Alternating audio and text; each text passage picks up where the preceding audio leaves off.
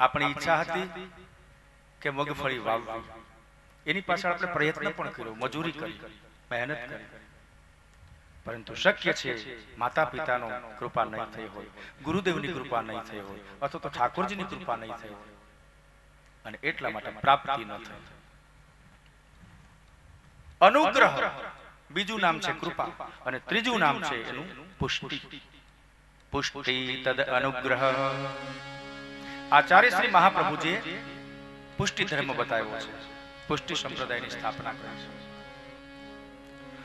તો પુષ્ટિ એટલે સૌપ્રથમ તો પુષ્ટિનો સીધો સાદો અર્થ પુષ્ટ થવું એટલે તંદુરસ્ત થવું, હેલ્ધી. પુષ્ટિ એટલે તંદુરસ્તી, પુષ્ટિ એટલે ખાધેલ પીધેલ. શરીર હૃષ્ટપુષ્ટ એટલે તંદુરસ્ત.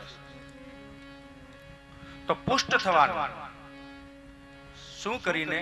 ઠાકોરજીનો ખોરાક ખાય, હરિનામ રામ નામ કી ઔષધિ, ખરી નીતિ સે ખાય, અંગ પીડા ઉપજે નહીં, મહારોગ મિટ જાય. તો ભગવાનના નામને ખોરાક તરીકે ખાવો પડશે, દવા તરીકે ખાવું પડશે, અને તો આપણું શરીર પુષ્ટ થશે. અને પુષ્ટિના દાતા શાંતિ કરતા, પુષ્ટિ કરતા, તુષ્ટિ કરતા, નિર્વિઘ્ન કરતા, કલ્યાણ કરતા, વરદા ભવ. બ્રાહ્મણો બોલતા હોય, હવન હોય ત્યારે પુષ્ટિ કરતા.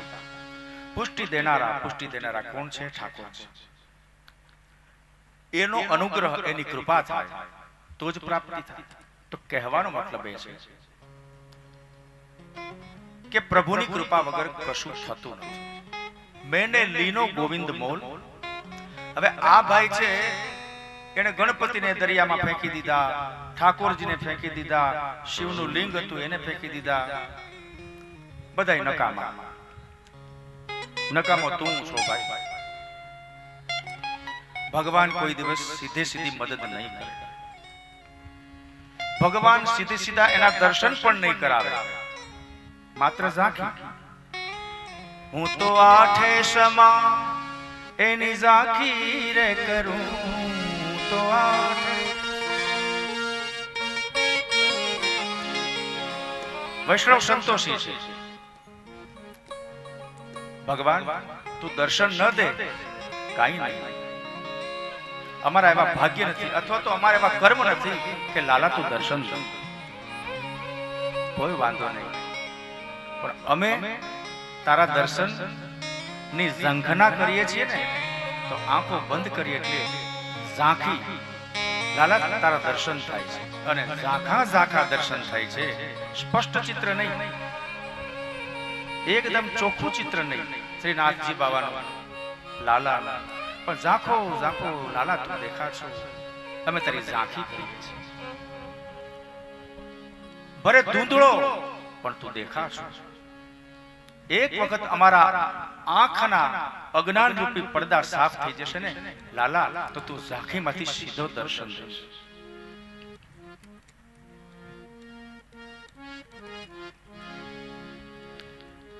વૈષ્ણવો મર્દાનગીથી કહે છે કે ભગવાન તારે આવવું પડશે. મિલ જાઓગે આપ કहीं ન કहीं, मनमोहन मूरत तेरी प्रभु. हे मनमोहक, हे मनमोहन, तारी मूर्ति हमारे तने જોવો છે. અને મિલ જાઓગે આપ કहीं ન કहीं, ક્યાંક પ્રભુ તું મને મળી જઈશ. મને વિશ્વાસ છે મારા નાથ તારી વાળી, તું મને દર્શન આપીશ. काशी मथुरा वृंदावन में या अवधपुरी की गलियन में,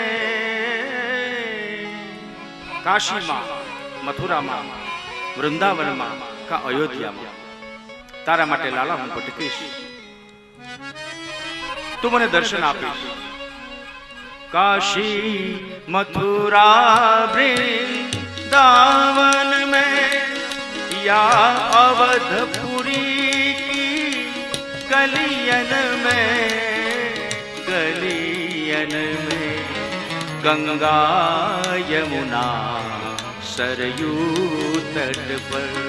ગંગાજીના કાંઠે, જમનાજીના કાંઠે, સરયુ નદીના કાંઠે લાલા હું તને પકડા વગર નહીં લઉં.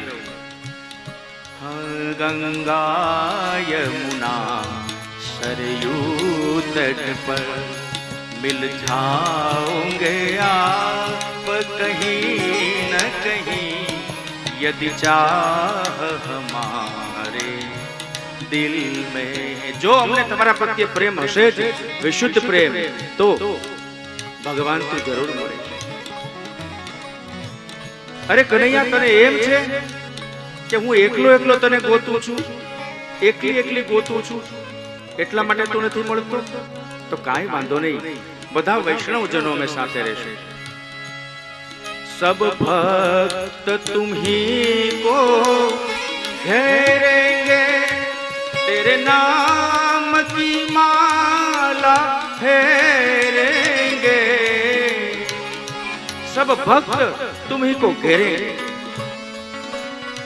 शरद पूर्णिमाની રાત્રે લાલાને હજારો ગોપીઓએ ઘેરી લીધા. કનૈયો માખણ ચોરી કરે ત્યારે કેટલી બધી ગોપીઓ કુંડાળું વળી અને પકડી લે છે. સબ ભક્ત તુમ્હી को घेरेंगे, तेरे नाम की माला फेरेंगे, फेरेंगे. कन्हैया, जब आप ही खुद शर्माओ. મહેમાન આપણે એમ કહી કે એક દી આવો તો ખરા મેઘા ટીવી. હા હા, ભલે ભલે આવે. 6 મહિને પાછા મળે. ભલામણા તમે આવ્યા નહીં, કઈક આવો. હું તમારી ઘરે 4 વખત લાડવા ખાઈ ગયો. એક વાર કે, 2 વાર, 4 વાર, 5 વાર, 10 વાર કે ત્યારે મહેમાન ને થાય કે લો આજે 8 વર્ષથી મને બોલાવે છે, હું નહીં જાઉં તો હું ઘમંડી અભિમાની લાગીશ. શનિ રવિ આવે ત્યારે જરૂરથી જાઉં. અને મહેમાન આવે, શર્મા. ગોપીઓ કે છે जब आप ही खुद शर्माओगे, हमें दर्शन दोगे कहीं न कहीं, मनमोहन मूरत तेरी प्रभु. मिल जाओगे आप कहीं न कहीं, मनमोहन मूरत तेरी.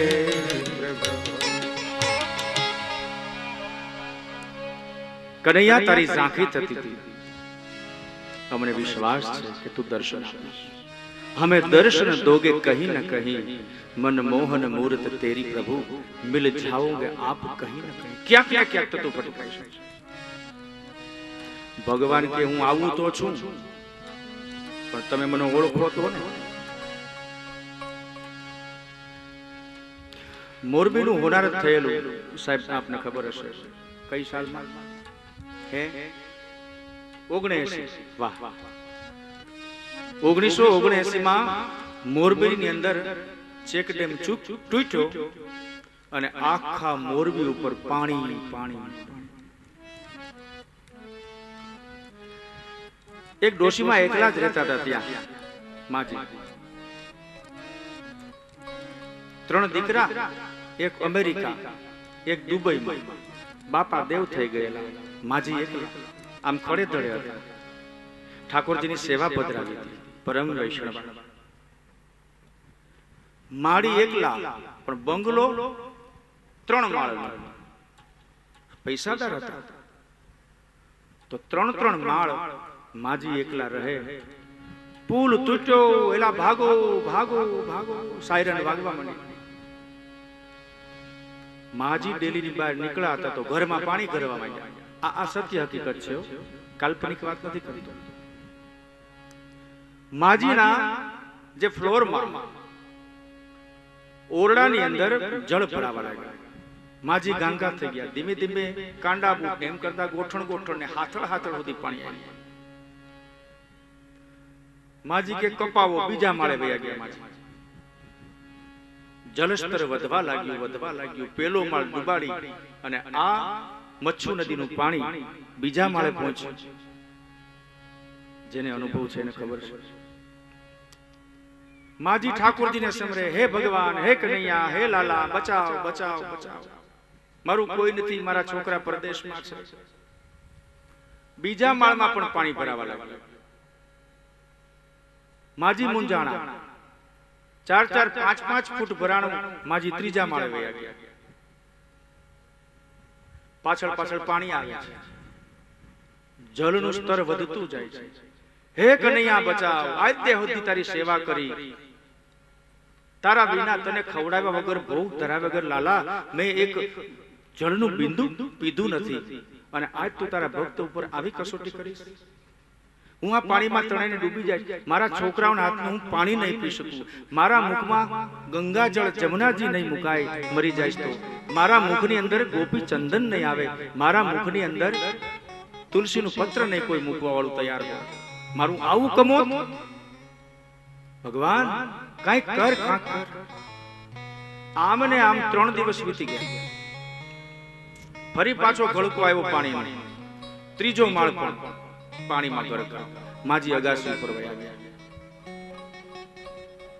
છાતી કૂટે છે, હાય હાય મારું શું થશે?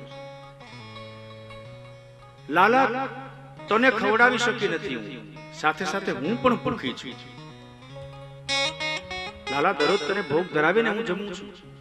આ 3 દિવસથી આ પાણી પીધું નથી, એક અન્નનો દાણો મોઢામાં ગયો નથી.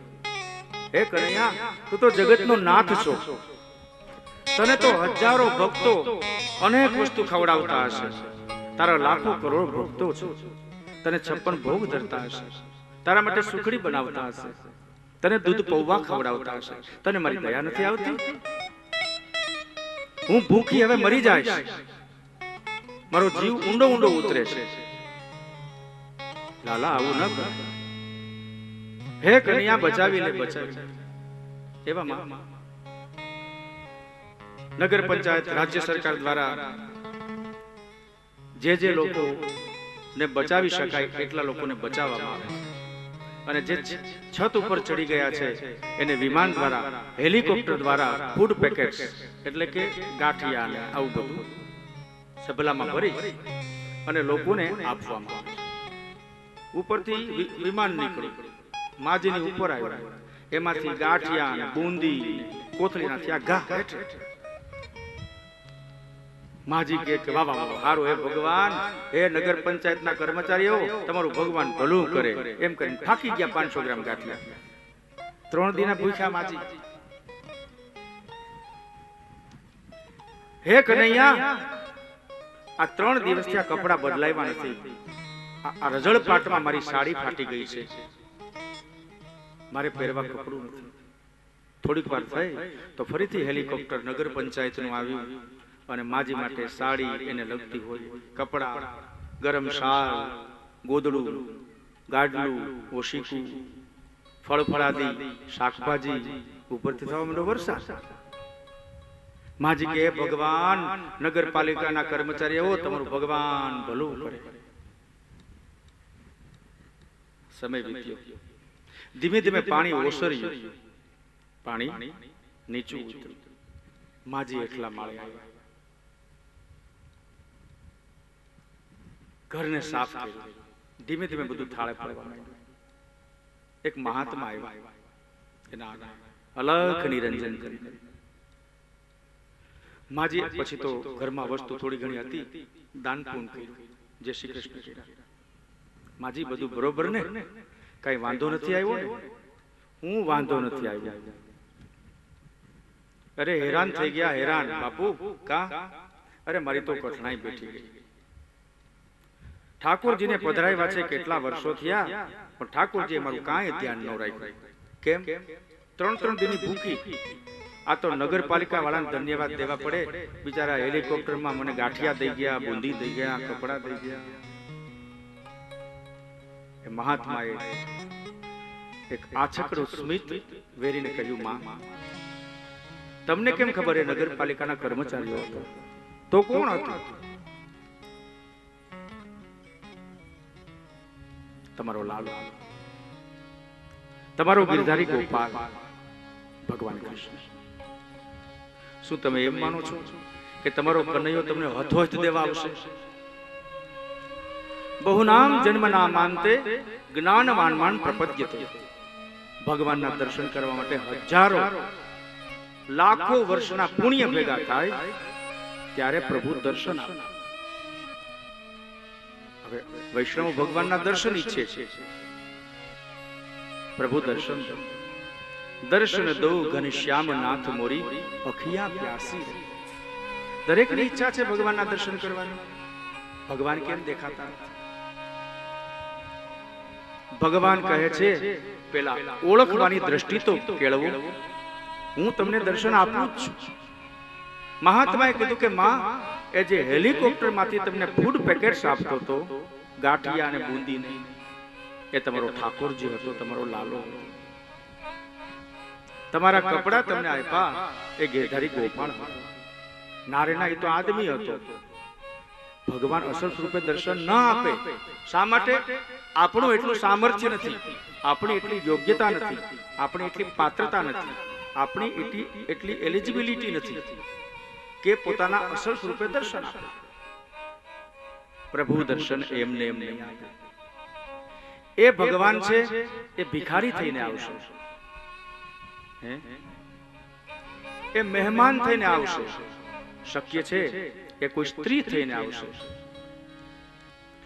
એ કૂતરું થઈને આવશે, બિલાડું થઈને આવશે. ભગવાનને અનેક સ્વરૂપો ધારણ કરવાની છૂટ છે. ભગવાન કાચબો બન્યા છે, મત્સ્યાવતાર, અરે કુર્માવતાર. ભગવાન માછલું બન્યા છે, એવું સ્વરૂપ ધારણ કર્યું છે જેને કહેવાય મત્સ્યાવતાર. તો પ્રભુ પાસે ઘણા બધા વિકલ્પો છે. જે વ્યક્તિની જેટલી લાયકાત એ પ્રમાણે ભગવાન દર્શન આપે જ છે. આપણે આંગણે ભિખારી આવ્યો, બપોરે જમવા બેસતા હોય ત્યાં કોક આવે, એ ટાઢો ટુકડો બેન બા કોક દિયો અને આપણી ડગલી છટકે. એક તો ભયંકર ભૂખ લાગી છે અને એમાં ભિખારા આવે છે. બે તો થા, હજી તો અમે ખાધું ન હોય ત્યાં પૂગી જાઉં છું, આવાનો પાર નહીં કોઈ.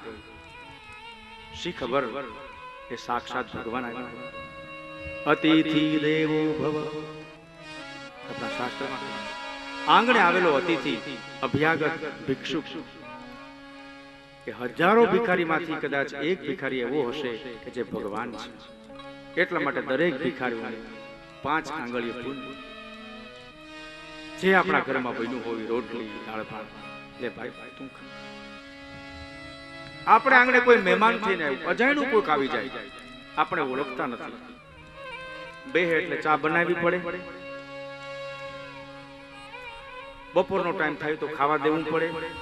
ઘરમાંથી વહુ એમ કે તમારા ભાઈને પણ ગમે ને નોતરે આવ્યા, ઓળખતા નથી. આ ભાઈ અમારે કાંઈ થતા નથી અને 2 વાર ચા પી ગયો અને રોટલા ખાઈને વયો ગયો. ભાઈઓને કાંઈ ખબર ન હોય બૈરાઓને કેટલી તકલીફ પડે. જેનો ઘરવાળો વધારે ઉદાર, એની ઘરવાળી બહુ દુખી. લ્યો આ તમને છે એ વાત. ડેલીની બહાર નીકળે અને આવો આવો ચા પાણી પી. વાહ, રહોડામાં કરંટ લાગે, કારણ કે મોબાઈલમાં પછી જોવાનું બંધ થઈ જાય. કોઈ વાત હગા ભેગા થાય, એ હાલો હાલો બપોર ટાઈમ થાય તો રોટલા હારે કરીએ. લઈ આવે 4-5 જણાને. 12 હવા 12 થયા હોય અને ઘરમાં જઈને એની ઘરવાળી ગાયગા રાંધી નાખો શાક રોટલા. ઓલી બાઈએ રાંધણું કરી નાખ્યું છે, આવે એટલે ખાવા બેસીએ અને આવે, અથવા તો જમી લીધું હોય ને કોઈક મહેમાન આવે તો જેનો ઉદાર પતિ છે ને એ સ્ત્રીઓએ નાગલા બરોબર હરખાય પૂજા નહીં હોય. મને એવું લાગે ભાગ્યશાળી છો કે આપણા ઘરની અંદર મહેમાનો આવે છે, અતિથિ આવે છે. ભગવાન કોઈ પણ સ્વરૂપે આવશે અને આવે જ છે. એક યા બીજી રીતે ભગવાન પુત્ર તરીકે આવે છે, સમજી શકાતું નથી, આપણે એને ઓળખી શકતા નથી. શક્ય છે ભગવાન દીકરા તરીકે આવે. ભગવાનને દીકરો થવામાં ક્યાં વાંધો છે? આપણે કોઈનો દીકરો નથી થવો. અમાની પ્રભુને કોઈ માન સન્માનની પડી નથી. ભગવાન પિતા થઈને આવે, માં થઈને આવે, બહેન થઈને આવે, ભગવાન વેવાઈ થઈને આવે એ તો ઠીક. ભગવાન કૂતરું થઈને આવે, કાગડો થઈને આવે. પ્રાણી માત્ર પ્રત્યે વેદના, સંવેદના, પ્રાણી માત્ર પ્રત્યે પ્રેમ. અને આ કહેવાય ભગવાનનું સ્થૂળ સ્વરૂપનું દર્શન. ભગવાન તો દરેક જગ્યાએ છે. સ્થૂળ અને સૂક્ષ્મ દર્શનની અંદર આ વાત કહી છે. મારા નાથ, મારે આંગણે આવેલો અતિથિ કદાચ સાક્ષાત ગિરધારી હશે, લે ભાઈ જમી લે. માજીને ખબર ન પડી કે મને દેવા માટે મારો ઠાકોરજી આવતો હતો, જેની 30 વર્ષથી હું સેવા કરું છું ને, એ નગર પંચાયતનો કર્મચારી થઈને આવ્યો છે. એ નગરપાલિકાનો કોઈ નોકરિયાત થઈને આવ્યો છે. મને ગાંઠિયા ને બુંદી આપી. પણ આપણે તો ભગવાન ખુદ હાથો હાથીએ તો જ માની, નહીં આવે કારણ કે આપણી લાયકાત નથી.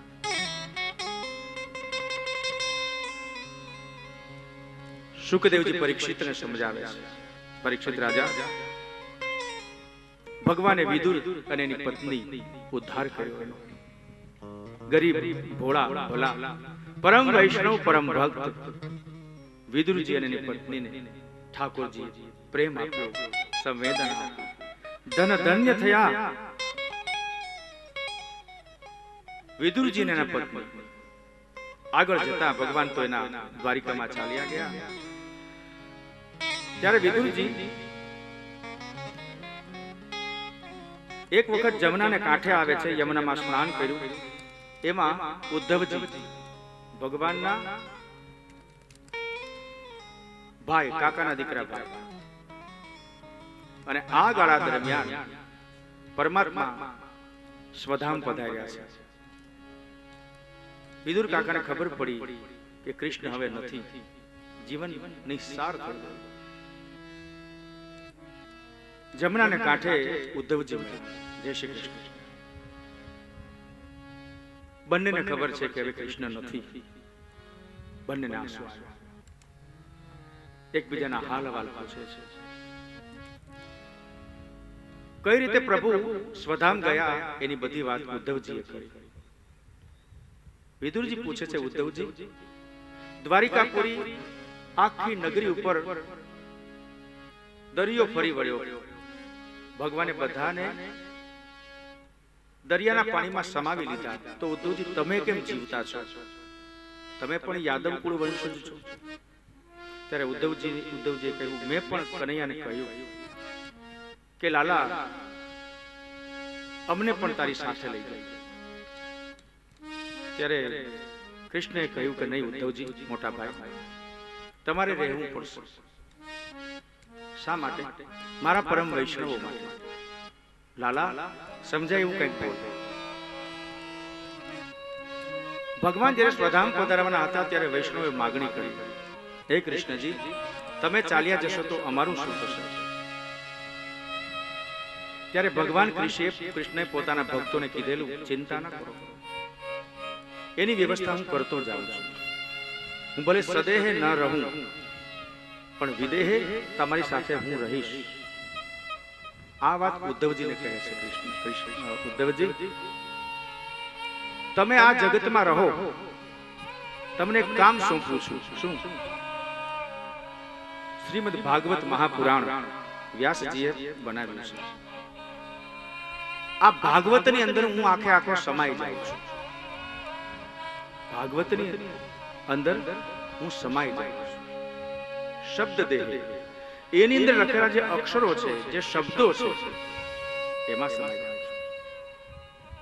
અક્ષરાણામ અકારોસ્મિ,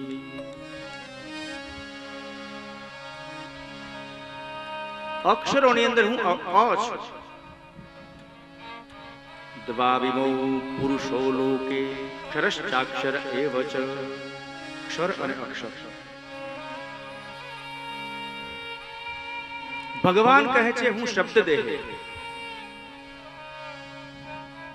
અક્ષર સ્વરૂપે હું ભાગવતમાં સમાઈ જાઉં છું. મતલબ ભાગવત એ જ ભગવાન કહેવાશે, ભાગવત એ જ કૃષ્ણ કહેવાશે, ભાગવત એ જ શ્રીનાથજી બાવા કહેવાશે.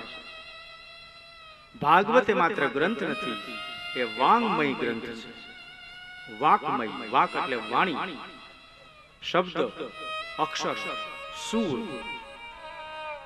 તો જ્યારે જ્યારે ભાગવત કથા થતી હશે ત્યારે કોઈએ એમ ન માનવું કે કૃષ્ણ દ્વારિકામાં છે, કૃષ્ણ હવેલીમાં છે. કૃષ્ણ તો પ્રાચીના પીપળે દેહોત્સર્ગ પામ્યા છે.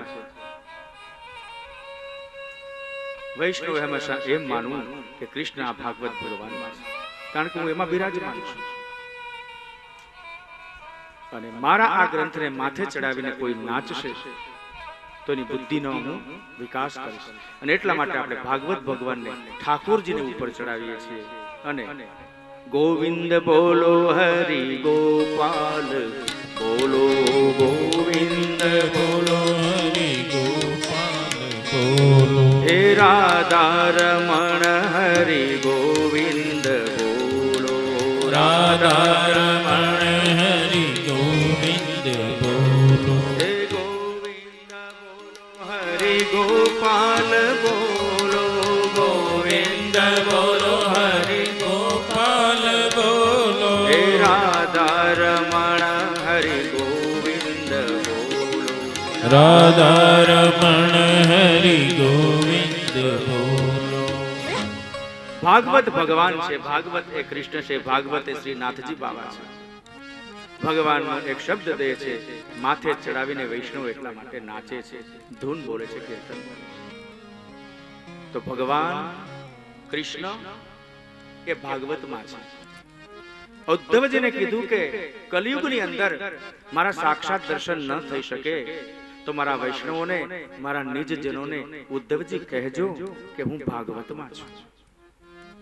મારું પુસ્તક, મારો ગ્રંથ ભાગવતનો ઘરમાં પધરાવશે તો હું સદૈવ તેમની સાથે આવીશ. મારા ગુણગાન ભાગવત કથા દ્વારા થતા હશે તો સૌથી પહેલા હું ત્યાં હોઈશ. મારા દર્શન કરવા હોય તો મારી કથા સાંભળવા આવું છું. ભગવાને ઉદ્ધવજીને આ કહ્યું. ઉદ્ધવજી વિદુરજીને કહે છે કે વિદુરજી, એટલા માટે મને જીવતો રાખ્યો. મને પણ કન્યા વગર ગમતું નથી, પણ આજે ભાગવત ભગવાનના હું સ્પર્શ કરું છું ને તો લાલાના ચરણના સ્પર્શનો અહેસાસ મને થાય. બંને સંતો વચ્ચે મિલન થયું. ઉદ્ધવજી ને વિદુરજી કહે છે, વિદુરજી, કૃષ્ણએ તમને બીજું કઈ જ્ઞાન આપ્યું? હા, ઘણું બધું છે વિદુરજી. જતા જતા કનૈયા મને ઘણું બધું જ્ઞાન આપ્યું છે, પણ ક્ષમા કરશો, એ જ્ઞાન ની વાત કરવાનો અત્યારે મારે સમય નથી. કનૈયા મને હજારો કામ સોંપ્યા છે, હું એમાં પ્રવૃત્ત છું. એક કામ કરો, હું અને લાલો જ્યારે આ જ્ઞાનની વાત કરતા હતા ને ત્યારે મૈત્રેય મુનિ પણ ત્યાં આવીને બેસી ગયા. મૈત્રેય મુનિ એ પોતે વિનમ્ર ભાવે પ્રભુના ચરણોમાં બેઠા હતા. ભગવાન કૃષ્ણએ મને જે જ્ઞાન આપ્યું એ મેં તો સાંભળ્યું, પણ મૈત્રેય મુનિએ પણ સાંભળ્યું છે. એક કામ કરો, તમે મૈત્રેય મુનિને મળો, મારી યાદી આપજો, જય શ્રી કૃષ્ણ કહેજો, અને એની સમક્ષ તમારી વાત કરો, તમને જ્ઞાન આપશે. વાહ વાહ. સાધુ પૃષ્ઠમ ત્વયા સાધો લોકાન સત્વનુગ્રહણતામ કીર્તિમ વિતન્વતા લોકે આત્મનો દોક્ષજાત્મનઃ.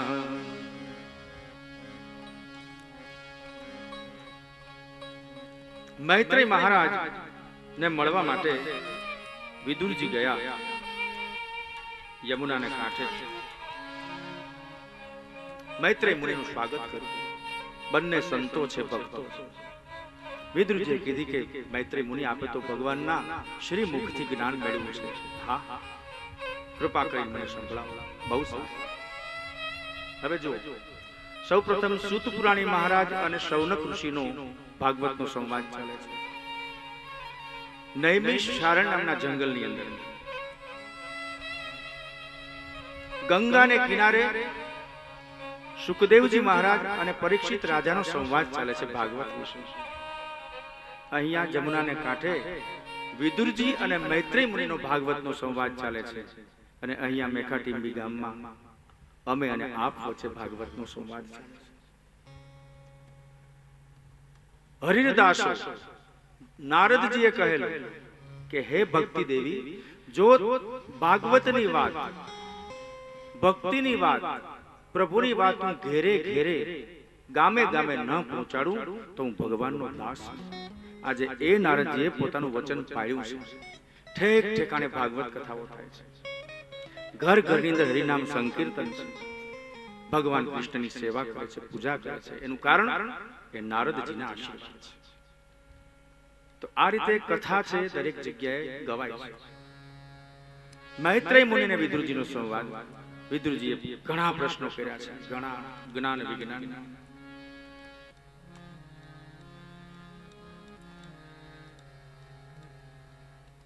પૂછે છે કે મૈત્રેય મુનિ, આ માણસને સુખ આવે ત્યારે ગમે અને દુઃખ આવે ત્યારે ન ગમે, આમ કેમ? સુખ સુખ જ આવતું હોય તો? કેવી સરસ વાત કરી, મારીને તમારી વાત કરી હોય એવું લાગે છે. આપણે બધાને સુખ જ જોઈએ છે. એક મચ્છર કઈડવું ન જોઈએ, એક મચ્છર પણ આપણને કરડવું ન જોઈએ, એક લાલ કીડી પણ આપણને પિંડીમાં ન કરડવી જોઈએ, કારણ કે કીડી કરડે એટલે દુઃખ થાય. આપણે જોઈએ છે તો સુખ. તો everybody wants to B happy, દરેક સુખી થવા ઈચ્છે છે. પણ માળું ક્યાંથી જાણે ભમરાળું દુઃખ આવી પહોંચે છે. મોટરસાયકલ જાતી હોય, સ્લીપ થઈને ટાંટીઓ ભાંગે, આ ક્યાં? બાયુમાં રસોઈ કરતા હોય અને ગેસ ફાટે, જો દુઃખને ગોતવા જવું પડતું નથી. હાલતા હાલતા જાતા હોય ઉતાવળમાં, કા મોબાઈલમાં ધ્યાન હોય ને કા ઝાડુ આગળ ફાટ્યું તો ઠેસ આવે, હે ગોઠણ ભાંગે, 4 મહિનાનો પાટો. મારું દુઃખ કેમ આવે રાખે છે, દુઃખ કેમ આવે? વિદુરજીએ આ પ્રશ્ન મૈત્રેયને પૂછ્યો. તો મૈત્રેય મુનિ કે કોણે કીધું દુઃખ આવે છે? અરે આવે છે મૈત્રેય મુનિ. એક વખત હું આયલો જતો તો, પગમાં ઠેસ આવી, મારો જમણો ગોઠણ ભાંગી ગયો. પછી અરે રાજકોટ જઈને 4 લાખનો ખર્ચો કર્યો, તો માંડ ગોઠણ હારો થયો. ક્યાં ડોક્ટર પાસે ગયા હતા? વિદુરજી ફલાણા ડોક્ટર પાસે. એને તમે કેટલા રૂપિયા આપ્યા? 4 લાખ રૂપિયા. મફતમાં કરી દીધું? ના રે ના, આવડું બિલ પકડાયું, 4 લાખ રૂપિયામાં મને ખર્ચો કરો. એ 4 લાખ રૂપિયા તમારા ગયા, તમને ગમ્યું નહીં? એ ડોક્ટરને 4 લાખ રૂપિયા મળ્યા, એને ગમ્યું છે કે નહીં? હા, એને તો ગમે જ ને. એને શા માટે ન ગમે? બસ સીધી સાદી વાત છે. તમે એમ માનો છો કે તમારો ગોઠણ ભાંગ્યો એમાં તમને દુઃખ છે, પણ તમારો ગોઠણ ભાંગ્યો એમાં ઓલા ડોક્ટરને તો સુખ છે. એક વસ્તુ, એક વ્યક્તિ અથવા તો એક સમય એક વ્યક્તિ માટે દુઃખદ હોઈ શકે, બીજી વ્યક્તિ માટે સુખદ હોઈ શકે.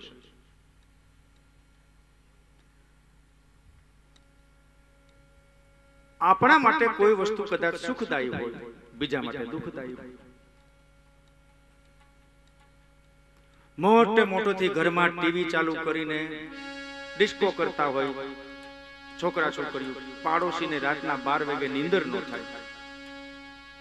જે જુવાનિયા છે એને માટે સુખ છે, પણ બાજુમાં જે વૃદ્ધ દંપતી સૂતું છે એના માટે દુઃખ છે.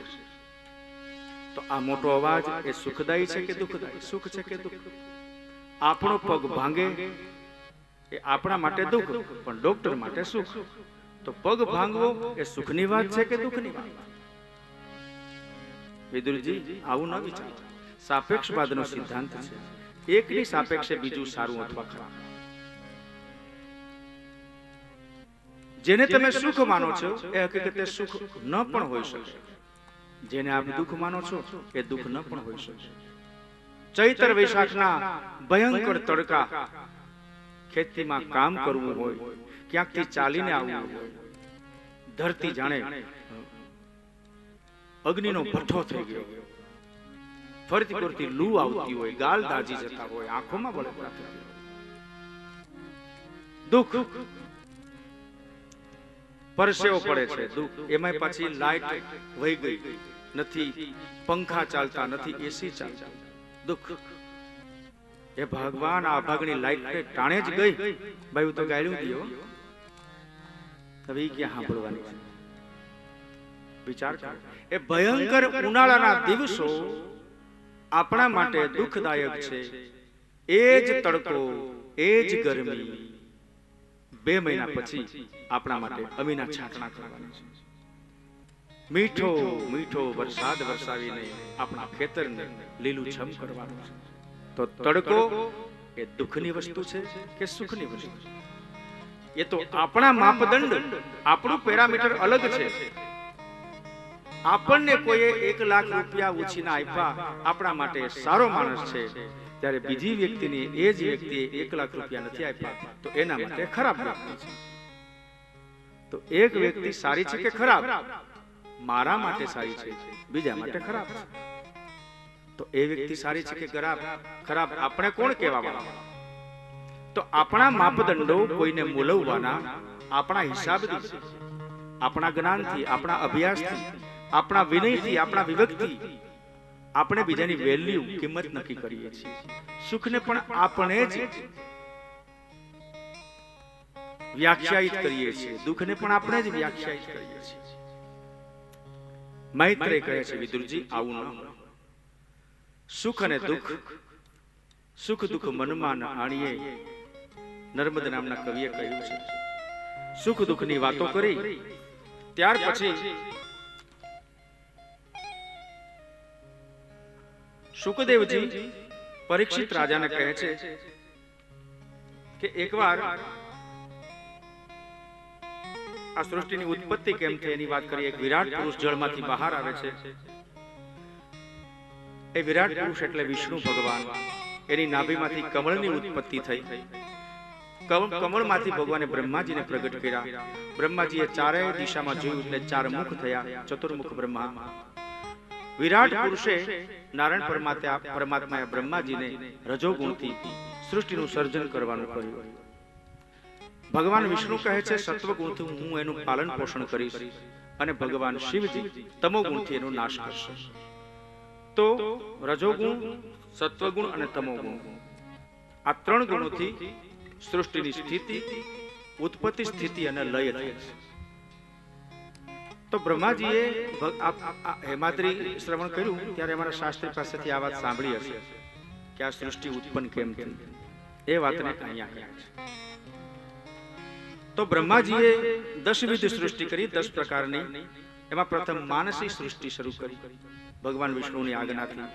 અને વિશ્વામિત્ર, વાલ્ખિલ્ય, વશિષ્ઠ, ગૌતમ, અત્રિ, ભરદ્વાજ, અંગિરસ, સનત કુમાર અને નારદ, આ બધા પુત્રો બ્રહ્માજીએ એના મનમાંથી ઉત્પન્ન કર્યા, એટલે એને કહેવાય માનસી પુત્રો. પછી જળમાં રહેવા વાળા જળચર પ્રાણીઓ બનાવ્યા, સ્થળચર પ્રાણીઓ બનાવ્યા, નભચર આકાશમાં જે પશુ પક્ષીઓ છે તે બ્રહ્માજીએ બનાવ્યા. 2 પગ વાળા, 4 પગ વાળા, અનેક પગ વાળા, કરોળિયા, વીછી જેવા પ્રાણીઓ, ગાય, બળદ, ખરી વાળા, વાઘ, સિંહ વગર ખરી વાળા બનાવ્યા. તો બ્રહ્માજીએ માનસી સૃષ્ટિ તો બનાવી, પરંતુ માનસી સૃષ્ટિ આગળ ન વધી શકી. મતલબ એને જે વિશ્વામિત્ર, વાલ્ખિલ્ય, વશિષ્ઠ, નારદ, સનત કુમાર આ બધા પુત્રોને બનાવ્યા અને પછી કીધું બેટા તમે લગ્ન બગન કરો, તમારો વેલો આગળ વધે. તો બધાએ કહે નહીં બાપુ, અમારે લગ્ન નથી કરવા. કા? અમારે સંસારી નથી થવું, અમારે ઠાકોરજીની સેવા કરવી છે. નારદ મુનિ કે મારે નારાયણ નારાયણ કરવું છે, અમારે નથી પરણવું. અને અટાણે પરણવા હાટું તો હોડ ચાલી છે, છોકરીઓ કઈ મળતી નથી. એ સમયમાં કન્યાઓ સામે આવતી તો એ લગ્નની ના પાડતા. બ્રહ્માજી અમારે નથી પરણવું. બ્રહ્માજીએ પેલા દીકરાને કીધું, બીજાને કીધું, વશિષ્ઠને કીધું, વાલ્ખિલ્યને, વિશ્વામિત્રને, કૌંડિન્ય, અંગિરસ, પરાશર, શરદ કુમારે કીધું બેટા ઈનો પરણે તો કઈ નહીં, તમે પરણી જાઓ 4 જણા. નહીં બાપુ અમારે. નારદને કીધું નારદ તું તો કઈક સમજ,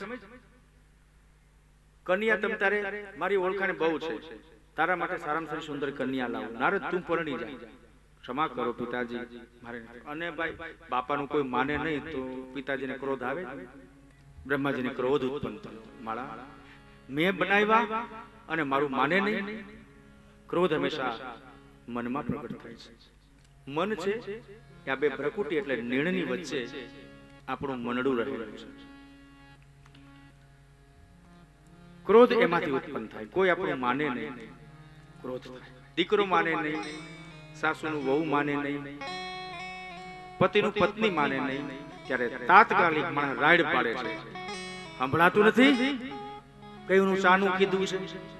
દરેકના ઘરમાં થાય છે, અમારા ઘરમાં તો બહુ થાય છે. આમ તો આ ઘરનો ડાયરો એટલે બહુ કહું છું, બાકી એલા ભાઈ આનો વિડીયો ઉતારતા નહીં. અમારા ઘરની વાત કરું તો બા આજ લગભગ આવવાનું કહેતા હતા. જે હોય તે ઘરની અંદર ઝઘડા હોય તો ક્રોધ ઉત્પન્ન ક્યાંથી થાય છે? મનમાં. મન છે એ અહીંયા છે. મન અને બુદ્ધિ પાસે પાસે છે. અને એટલા માટે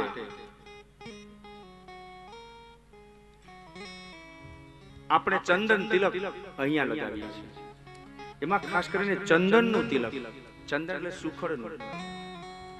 સુખડ છે એ શાંત છે. સેન્ડલ સુખડ ના બધા સ્પ્રે વાપરે છે, એના અત્તર વાપરે છે, પણ ઓરસિયામાં ઘસીને જે સુખડના લાકડામાંથી એને કાવો કહેવાય. પથ્થર ઉપર ઘસીને જે સુખડનું ચંદન બને અને જો કપાળમાં લાગવામાં આવે ને તો મન બહુ કાબુ મારીએ, ક્રોધ બહુ ઓછો થાય. જો એટલા માટે ચંદન ધર્મે સમજાવ્યું છે, બુદ્ધિ પૂજન તિલક કરાવે છે એનું દર્શન. મન અને બુદ્ધિ પાસે પાસે છે તો બુદ્ધિનું પૂજન કરવું પડે. યા દેવી સર્વભૂતેષુ બુદ્ધિ રૂપેણ સંસ્થિતા. જે જગદંબા આપણા શરીરમાં બુદ્ધિ રૂપે રહેલા છે એની પૂજા કરવા કેમ જાય? એને સાંડલો કેમ કરો? તો કપાળમાં કંકુ, તિલક, ગોપીચંદન, ભસ્મ એનું ચંદન કરવાથી, તિલક કરવાથી આપણી બુદ્ધિ પ્રતિભા વધે છે. અને મન જો ક્રોધ ઘડીએ ઘડીએ મગજ ડગલી છટકતી હોય તો એ પણ ઓછી છટકશે. તિલકમ વિપ્રહસ્તે માતૃહસ્તેન ભોજનમ. શાસ્ત્રમાં એમ કીધું છે કે જો તિલક કરવું હોય તો વિપ્રહસ્તે, બ્રાહ્મણના હાથેથી તિલક કરાવો.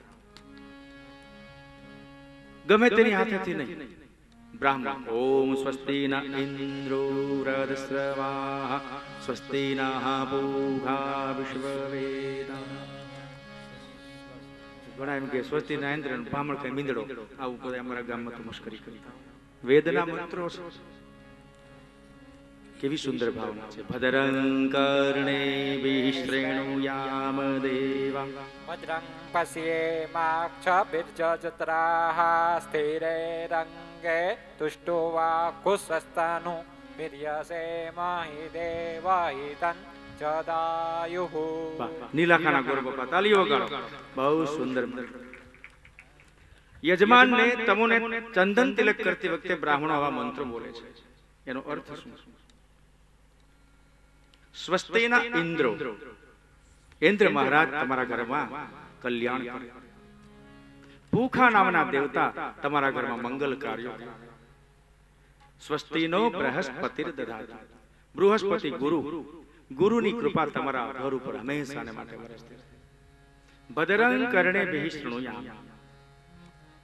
તમારા કાનથી તમે સુંદર સુંદર સાંભળો. સતકથા સત્સંગ સાંભળો. ભદ્રમ પશ્યે, આંખોથી તમે ઠાકોરજીના દર્શન કરો. તમારા ઘરની અંદર તમારા એક એક અંગો છે, જ્ઞાનેન્દ્રિય, કર્મેન્દ્રિય, પ્રભુજીની સેવામાં, લોકોની સેવામાં વપરાય એવા તમે થાવ. આવા બ્રાહ્મણ આશીર્વાદ આપે છે. તસ્માત બ્રાહ્મણ પૂજ્ય.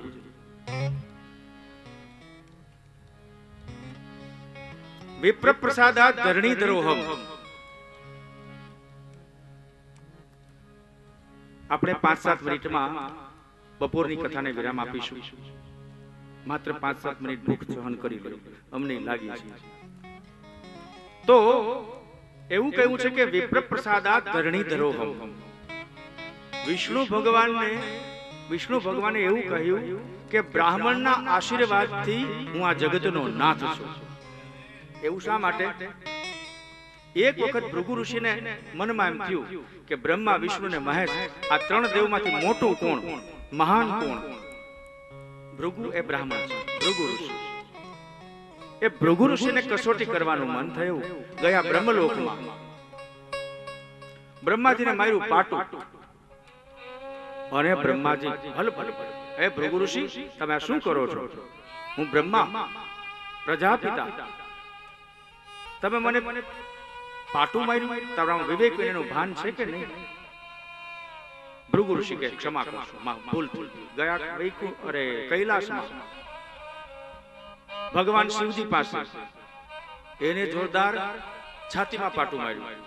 શિવજી તો ક્રોધાવતા ક્રોધમાં આવી ગયા. ભૃગુ ઋષિ, બ્રાહ્મણ કુળમાં જન્મ્યા છો, છતાં તમને ભાન છે હું મહાદેવ, તમે મને તમારો પગ અડાડ્યો. ઠીક છે, બ્રાહ્મણનું ચરણ છે, વંદનીય છે, પણ આ રીતે તમે પાટું મારો સારું ન કહેવાય. ભૃગુ કહે કે કાંઈ વાંધો નહીં શિવજી, ભૂલ થઈ ગઈ. ગયા વૈકુંઠમાં લક્ષ્મીજી ચરણ કમળની સેવા કરે છે. ભગવાન નારાયણ પરમાત્મા લાંબા થઈને પડ્યા છે. ભૃગુ ઋષિ ઝડપથી જાતા વેત ભગવાન વિષ્ણુના જમણું જે છાતી છે જોરથી પોતાનું પાટું માર્યું. વિષ્ણુ ભગવાન ઉભા થયા. અરે અરે અરે, લક્ષ્મીજીની આંખો ફાટી ગઈ. જગતના નાથને આ ભૃગુ ઋષિ જેવા સામાન્ય વ્યક્તિએ, સામાન્ય બ્રાહ્મણે છાતીમાં પાટું માર્યું. લક્ષ્મીજી કહેવા માંડ્યા, અરે ક્ષમા કરશો ગુરુવર્ય, તમને કઈ વિવેક વિનયનું ભાન છે? તમે આ જગતના નાથને પાટું માર્યું, અવિવેક કર્યો. વિષ્ણુ ભગવાન ઉભા થયા. બોલો માં લક્ષ્મીજી. અરે ભૃગુ ઋષિ ભૂદેવ મારા આંગણે પધાર્યા. અરે મને ખબર હોત તો હું તમારી સ્વાગતની તૈયારી કરી. પોતાનો ગુંચો હતો અંગરખુર, એ લઈ અને ભૃગુ ઋષિને પોતે લૂછવા માંડ્યા. લક્ષ્મીજી કે તમને તો એને પાટું માર્યું છે, તમે આવું કાં કરો? અરે ભૃગુ ઋષિ ક્ષમા કરજો, આવી જાઓ આવી જાઓ. પોતાનું સ્થાન ખાલી કરી ભૃગુ ઋષિને બેસાડ્યા. દાબવા માંડ્યા પગ. લક્ષ્મીજી કહે એના ચરણ શા માટે દાબો છો?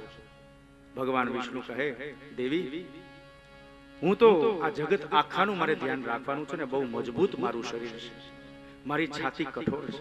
બ્રાહ્મણ તો કુણા હોય, કોમળો, મને એનું પાટું માર્યું.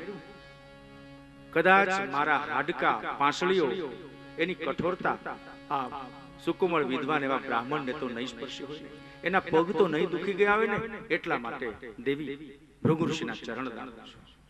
અને ભૃગુ ઋષિ કહે કે વાહ, હે વૈકુંઠાધિપતિ, ત્રણેય દેવોની અંદર મહાન તું છું. એમ કેમ? ભૃગુ ઋષિએ વાત કરી, હું તો કસોટી કરવા આવ્યો હતો. બ્રહ્માજીને પાટું માર્યું, શિવજીને પાટું માર્યું, એ કોઈએ સહન ન કર્યું, પણ તમે તો સહન તો કર્યું, ઉલટાનું મને માન આપો છો. અમાની માનીનો ભગવાનના 1000 નામમાં એક અમાની એવું છે. જુઓ, કોઈ પાટા મારે તો પણ ભગવાન સહન. ભૃગુ ઋષિએ માફી માંગી. વિષ્ણુ કહે છે કે નહીં, બ્રાહ્મણ કોઈ દિવસ માફી ન માંગે, ઉલટાનો હું માફી માંગુ છું, તમને કઈ તકલીફ થઈ. ભૃગુ ઋષિ કહે પ્રભુ, આ વાત તમે ભૂલી જજો. મેં તમને પાટું માર્યું છે તમારી જમણી છાતીમાં, એ કોઈ દી કોઈને કહેતા નહીં, નકર લોકો મારી હાંસી ઉડાડશે, મને લોકો હળધૂત કરશે. વિષ્ણુ ભગવાને મરકીને કહ્યું, ભૃગુ ઋષિ, આ વાત તો આખા જગતને બતાવું, જુઓ, આખી સૃષ્ટિને બતાવીશ. ભવો ભવ આ તમારી વાત હું પ્રચાર કરતો રહીશ, પ્રસાર કરતો રહીશ.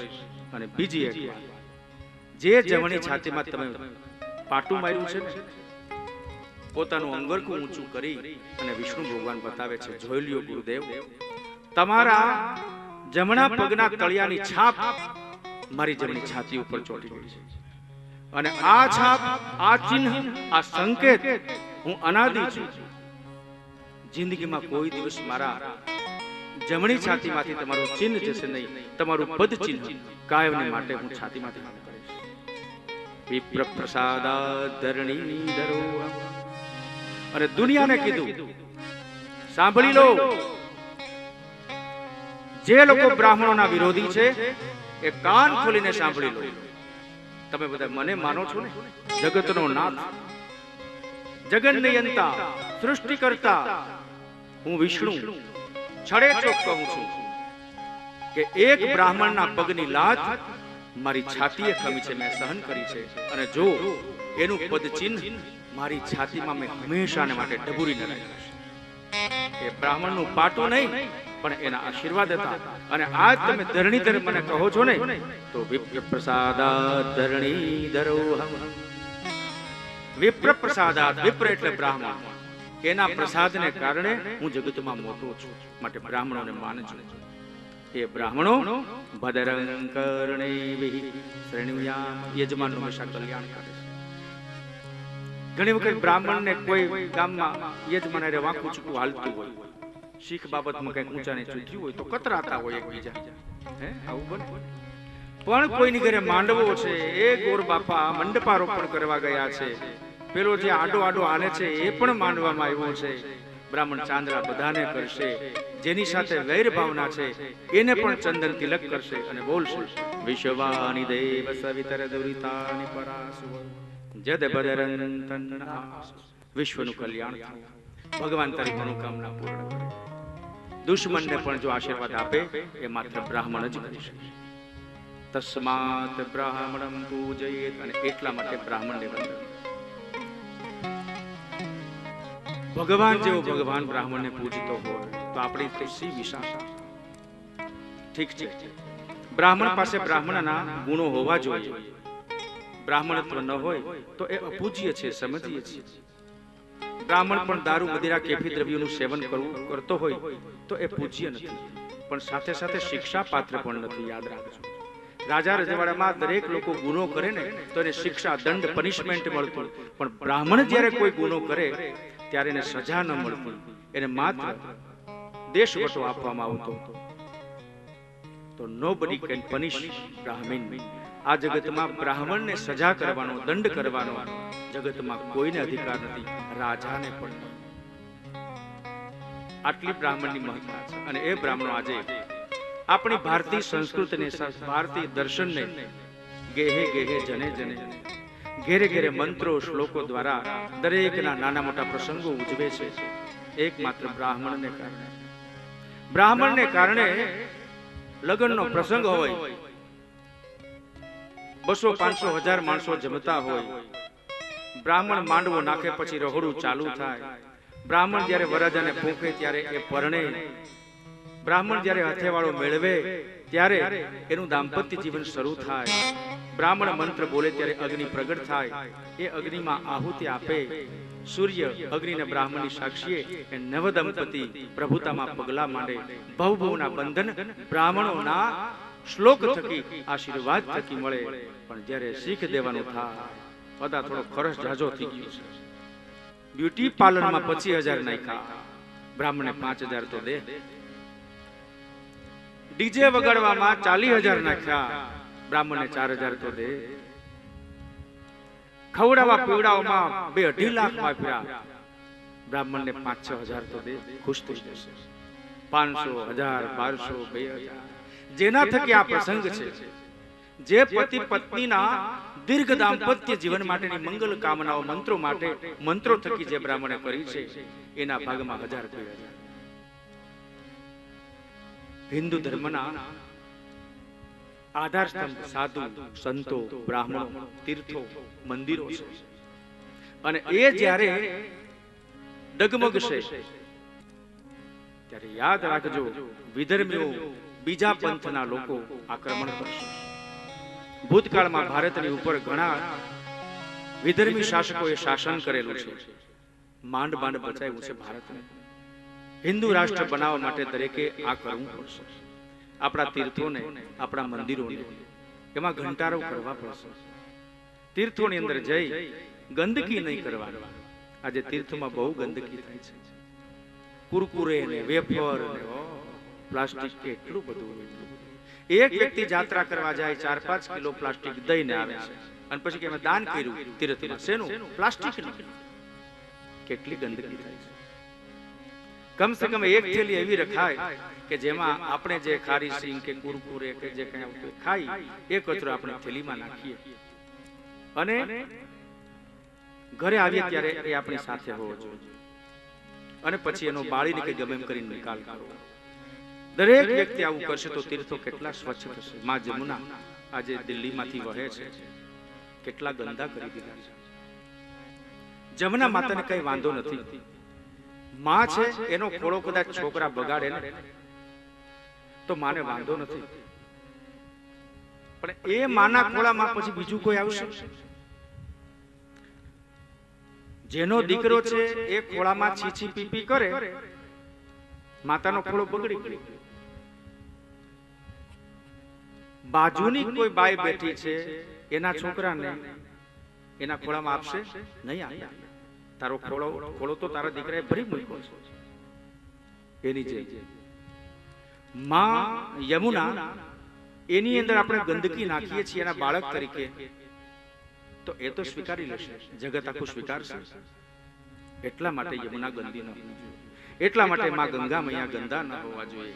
યાત્રા કરવા જઈએ છીએ, પવિત્ર થવા જઈએ છીએ, તો માતાને પવિત્ર કરવાની, અપવિત્ર માતાને ગંદા કરવા. દરેક તીર્થ સ્થાનોની જાળવણી આપણે કરવી પડશે, નૈતિક ફરજ છે. લાલાનું જો હાસ્ય જાણવું હશે, માણવું હશે, ભગવાનને ખરેખર ખુશ કરવા હશે, તો આ બધું કરવું પડશે. મંદિરોમાં ઘંટારો કરવા પડશે, મંદિરોના પૂજારીઓને સાચવવા પડશે, સાધુ સંતોને આ કલિયુગની મોંઘવારી પ્રમાણે દાન આપવું પડશે. લગ્ન સંસ્થા, ચાંદલો, ચુંદડી, સગાઈ, શ્રાદ્ધ આ બધું કરનારા બ્રાહ્મણો છે, જો એ વિધિ વિધાન કરતા હશે તો એને પણ આજના યુગ પ્રમાણે દક્ષિણા આપવી પડશે. સમજણ વાળો ડાયરો છે. ઇન્ફોર્મેશન ટેકનોલોજી સુધી બધા પહોંચી ગયા છે. કોમ્પ્યુટર યુગ આવી ગયો છે. દરેકનું મૂલ્ય શું છે ખબર પડે છે. આજે મગફળીનો ભાવ ઉપલેટાના યાર્ડમાં 24,000 છે, પણ ખબર પડે કે અમદાવાદના માર્કેટિંગ યાર્ડમાં 25,000 છે. આજનો ખેડૂત બધું જાણે છે. ઈ માર્કેટ થઈ ગયું છે. બધા ઇન્ટરનેટના કનેક્શનથી જોડાઈ ગયા છે. દરેકને દરેક વસ્તુની ખબર છે. કોણ કહે છે બુદ્ધિ વગરનો આ સમાજમાં છે? બ્રાહ્મણ કરતા બુદ્ધિશાળી સમાજ થઈ ગયો છે, યજમાનો થઈ ગયા છે. પણ એ સમજણ માત્ર ફટાકડા ફોડવામાં, એ સમજણ માત્ર બ્યુટી પાર્લરમાં, એ સમજણ બિનજરૂરી ખોરાકમાં, એ સમજણ આનંદ ઉલ્લાસ કરવામાં વપરાય છે. એ સમજણ બ્રાહ્મણ, સાધુ, સંતો, ધર્મના રક્ષકોના દાનમાં વાપરવામાં આવે તો સાચી સમજણ. ધર્મના રક્ષણ માટે આપણે જરૂર કરવું પડશે. આશા રાખું છું કે બીજી કઈ દક્ષિણા લઈને નથી જવું, એકાદું ગુણ કંઈક કેળવીએ, અમારા માટે ઘણું છે. શુકદેવજી કહે છે, રાજા પરીક્ષિત, આ રીતે બ્રહ્માજીએ સૃષ્ટિ રચી, પરંતુ બધાએ પરણવાની ના પાડી. ત્યારે બ્રહ્માજીને ક્રોધ થયો, અને ક્રોધની ભ્રકુટીમાંથી, મતલબ બે નેણને ભ્રકુટી કહેવાય, અને મનમાં એમાંથી ક્રોધ ઉત્પન્ન થાય છે. એટલા માટે ચંદન તિલક જે બ્રાહ્મણો કરે છે મંત્રો બોલીને, એક પુરુષ પ્રગટ થયો. બ્રહ્માજીના મનમાંથી એક કાળો એવો પુરુષ પ્રગટ થયો, અને આવતા વેત રડવા લાગ્યો, રુદન કરવા લાગ્યો, રુદન કરવા લાગ્યો, રુદન કરવા લાગ્યો. એટલે એને નામ અપાયું રુદ્ર. એકાદશ રુદ્રેભ્યો નમઃ. ધર્મરાજાને ઉજવણું કરે ને બાયુ, વ્યતિપાતનું ઉજવણું, એકાદશીનું ઉજવણું, ત્યારે મંડળ ઓરડાની અંદર દોરવામાં આવે છે. ક્યારેક પૂછો બ્રાહ્મણને આ બધું શું છે? 11 રુદ્રો, રુદ્રના એટલે શિવજીના 11 સ્વરૂપ છે. હનુમાનજી 11 રુદ્રો પૈકીના એક છે. હનુમાનજી 11 રુદ્રો માંથી એકાદશ રુદ્ર ઇતિ હનુમત. હનુમાનજી એ શિવજીનું સ્વરૂપ છે. તો 11 રુદ્રો, આ કાળા પુરુષમાંથી, એ રુદન કરતા પુરુષમાંથી 11 પાછા પ્રગટ થયા. એને નામ અપાયું એકાદશ રુદ્રે ભ્યો નમઃ. અને એ આ 11 રુદ્રોનું સ્થાપન જ્યારે આપણે ધર્મરાજાનું ઉજવણું કરીએ છીએ, એકાદશીનું ઉજવણું કરીએ છીએ, ત્યારે એનું સ્થાપન એમાં કરવામાં આવે છે.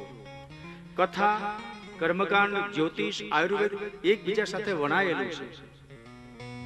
કોઈ જ્ઞાની પુરુષને પૂછવું આ શેનું સ્થાપન છે, શા માટે છે, તો જાણવા મળશે. 11 નામ આ એકાદશ, 11 રુદ્રના, 11 એના કામ, સાથે સાથે રુદ્રાણી આવી, રુદ્રની પત્ની. આ રુદ્ર અને રુદ્રાણીઓને બ્રહ્માજીએ સંસાર ભોગવવાનું કહ્યું. તો આ 11 જોડીઓ સંતતિને ઉત્પન્ન કરી, પણ ભૂત, પ્રેત, પિશાચ, ડાકિની, શાકિની, ઓહો જ્યાં જુઓ ત્યાં ભૂતળા હાવ હાવ કરે છે, પ્રેત છે બધાય, હાડપિંજર, ચિત્ર વિચિત્ર અવાજ કરે છે, લાંબા લાંબા ડોળા, મોટા મોટા નખ, ઓહો, લોકો ગભરાઈ જાય. કારણ કે આ જે માણસ જેવો હોય એવું કરે. તો આ તો રુદ્રો છે અને કાળા પુરુષો છે. રુદ્ર એવ શિવ, યાદ રાખો, રુદ્ર એ જ ભગવાન શિવજી છે. અને શિવજીનું બીજું નામ છે શંકર, શંકર ભગવાન.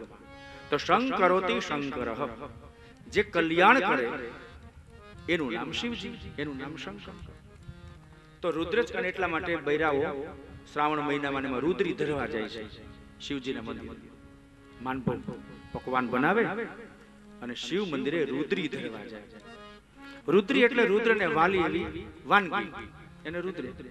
લુદ્રી કે આમ તો લુદ્રી અપભ્રંશ છે, રની જગ્યાએ લ વાપરે અને એ માન્ય છે. પાછું લ્યો, સાહિત્ય દર્શનમાં એવું કીધું છે, રલયો ભેદ્ય, રલયો રભેદ્ય.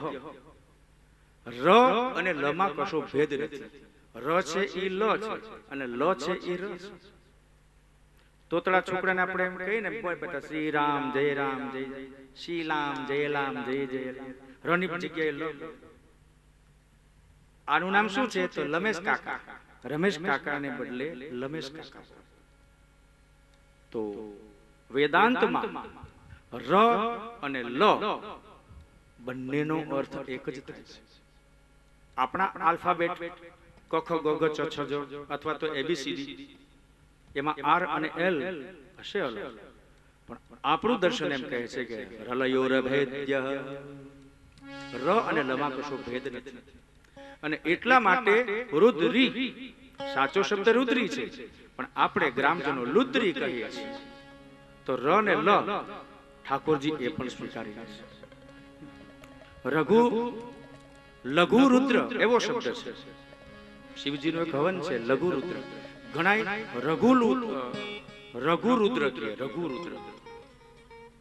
તો ત્યાં પણ ર અને લ છે, બોલે તો કોઈ વાંધો નથી. વેદાંતનું જ્ઞાન છે.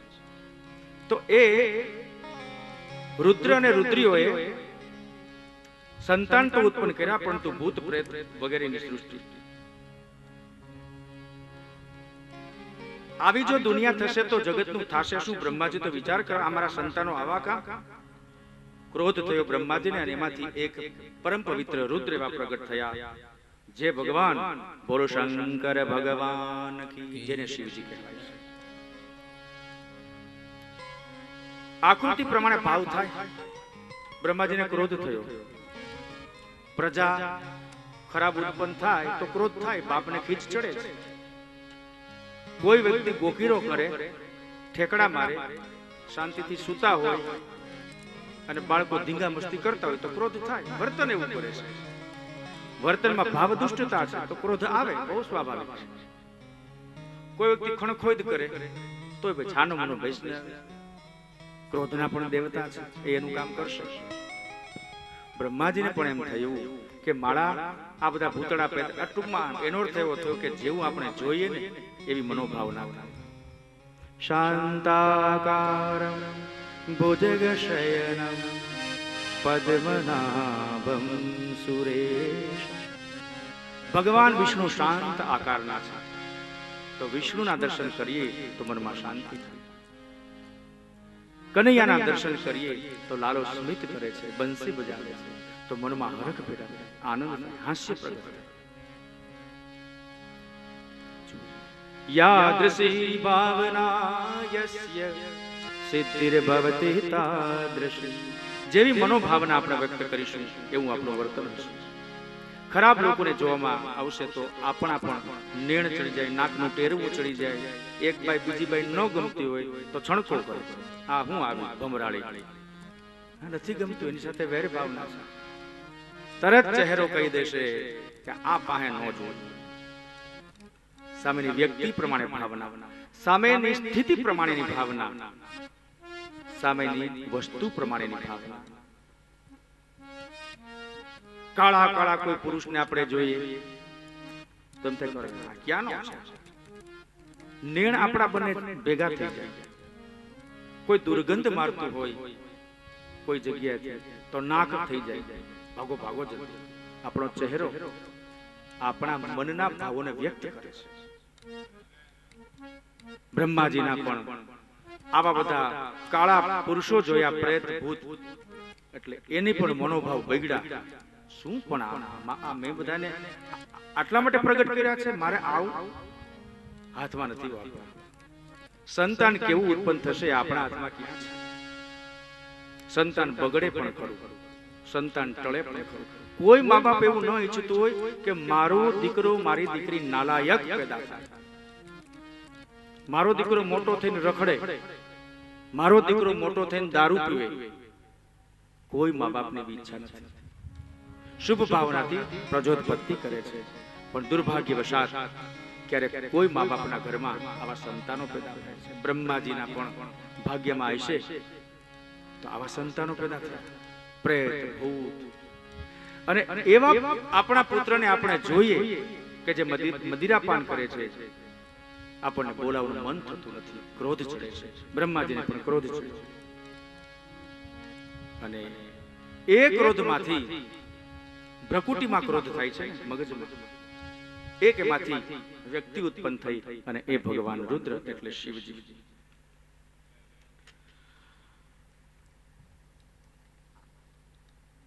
શુકદેવજી કહે છે કે રાજા પરીક્ષિત,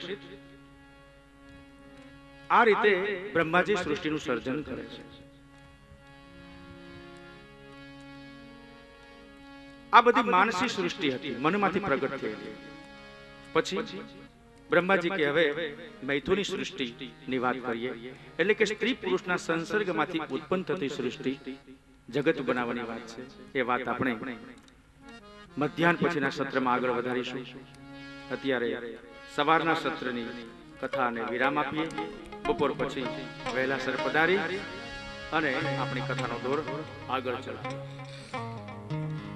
રાધે કૃષ્ણ કૃષ્ણ કૃષ્ણ રાધે રાધે, રાધે કૃષ્ણ કૃષ્ણ કૃષ્ણ રાધે રાધે, રાધે કૃષ્ણ કૃષ્ણ કૃષ્ણ રાધે રાધે, રાધે કૃષ્ણ કૃષ્ણ કૃષ્ણ